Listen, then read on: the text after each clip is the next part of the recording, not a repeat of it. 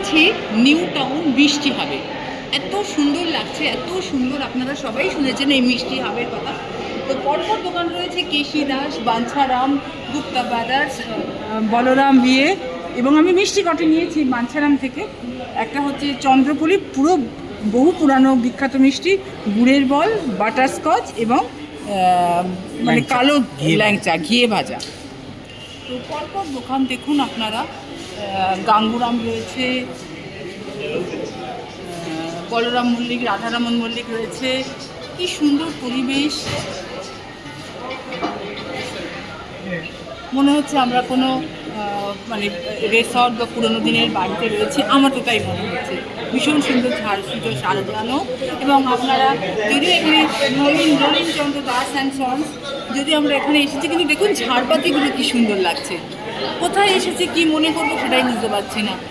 এত সুন্দর মিষ্টি হাব।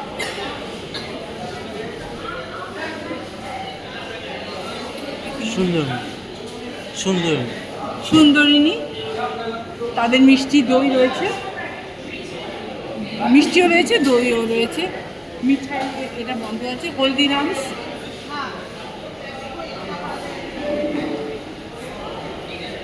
মদক, সূর্যকুমার মদক মদক বা মদকের দোকান বলে আমরা জেনে থাকি।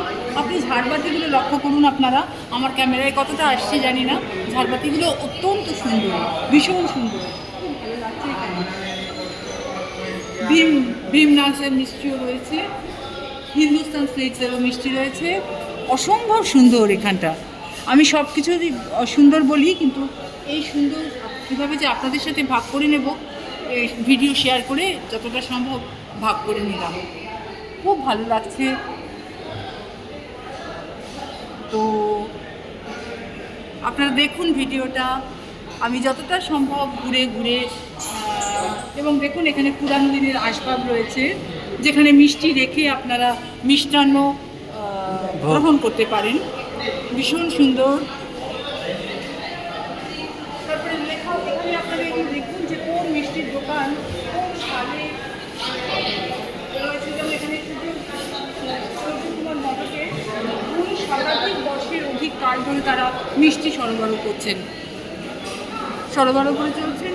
তো এইরকম ছোটো ছোটো টেবিল রয়েছে, এবং প্রত্যেকটা মিষ্টি দোকানে তাদের যে দীর্ঘ ইতিহাস, এইভাবে মিষ্টি নিয়ে ব্যবসাকে দাঁড় করানো, বাণিজ্যিক ক্ষেত্রে উন্নতি, তো সেগুলোও রয়েছে। এবং দেখুন আপনার সামনেই দেখুন স্বস্তিক চিহ্ন, এটাও খুব মন কাড়া দিচ্ছে যে কোনো শুভ জিনিসে এটা আমরা দেখতে পাই। তো শেষ করছি ভিডিও। খুব ভালো থাকবেন, সুন্দর থাকবেন, আনন্দ থাকবেন।